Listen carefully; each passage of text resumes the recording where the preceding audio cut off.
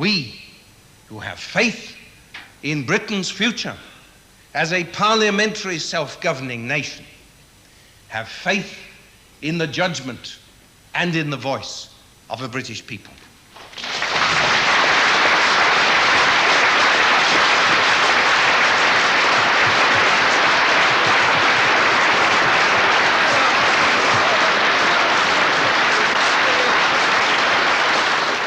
Afterwards, with the euphoria still upon them, some of his audience talk of Powell and express that conservatism to which he speaks. Everything he says just agrees with me. It's how I feel. He says the things that I feel. Therefore, it was quite natural that he should come here this evening and just be so fantastic. I mean, Mr. Heath, he doesn't come right to the point. He evades the question, same as Mr. Wilson. But with Mr. Enoch Powell, he's not afraid of the truth, and he comes out and he gives us the facts. And this is what I feel we want to know, the facts. Although we try still to be conservative in principle, and I think I would say I've been through the whole thing of conservative, young conservative, and all that. But I think we've now got to make a decision. If the Conservative Party, firstly under Heath and now Mrs. Thatcher, is insistent upon taking English heritage away, then we have to think to go other ways. If we were to remain in the EEC and power was effectively and more removed from the Westminster Parliament, then one sees very little point in voting for any particular government, because they're going to have very little power anyway to exercise over this country. Do you feel yourselves to be a small, let-down minority? Certainly let down, primarily by Mr. Heath, but certainly not small. I mean, I feel in Bournemouth here we're very conservative, been conservatives for the last 40 years, but most of my friends now are coming round to being anti-market. Why do you fear so much the development of a European Parliament and the development of a European democracy which might flow from that? It must be one or the other, but I admit that in the end this is prejudice. This is the prejudice of what show one belongs to, who one is, and who we are.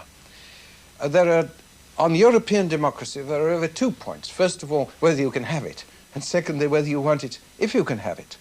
I think people tend to assume too readily that a directly elected parliament means democracy. Of course, it doesn't. The democracy only comes through the party system. The link with the electorate in any parliament is through the party. The party says, we will do this, and the electorate entrusts them with the right to do it. The mere direct election of several score of individuals is not democracy. It may be a travesty of it.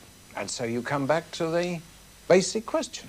Do you wish what is now a nation to be a province of a superstate? And no amount of arguing gives you the answer to that. People have to say what they want.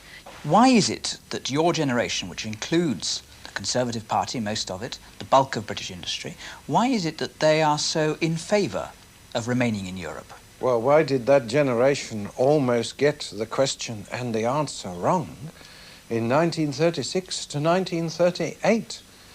The political truth about people often lies at the bottom of a well, and always the danger in the life of a nation is that it doesn't face the real question in time. We only just faced it in time in 1938-39, and this may be so again. You always have to win your identity ever anew.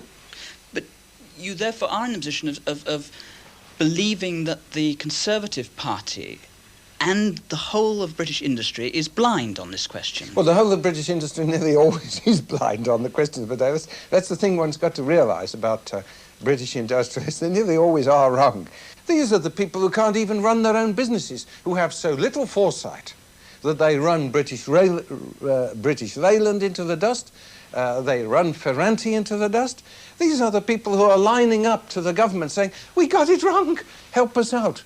But we're expected to believe that they've got it right about the nation. You know, they're not in that sort of business.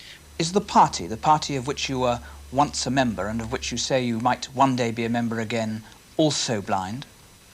That party, you remember, could only be dragged through the hedge by a majority of 8 by being taken into the headmaster's study and lectured in February 1972 with the threat that Ted Heath would dissolve, because the deep underlying instinct, of course, of the Conservative Party, because it is the Conservative Party, is that in the end we are a nation and a self-governing and independent nation. And that's why I warned the Conservative Party that if they are ever parted, if they ever allow this question to part them from the cause of the nation, from identification with the nation as independent, self-governing, parliamentary, they destroy what conservatism's about. Do you regard the referendum vote on the 5th as final, as binding? One must never despair of one's country. One must never give up. And I believe that if there is if we stay temporarily in the common market after June, if the government after June doesn't say, well, then we must negotiate ourselves out, there will be such a revulsion in the following year, 2 years or 3 years, when people then do perceive the reality of the sacrifice, that we're not for keeps in the common market, because it's not the nature of Britain, as I believe it is, to be able to belong to that kind of structure. For you, then, the 5th is by no means the end of the matter. There should never be a date put to the life of Britain.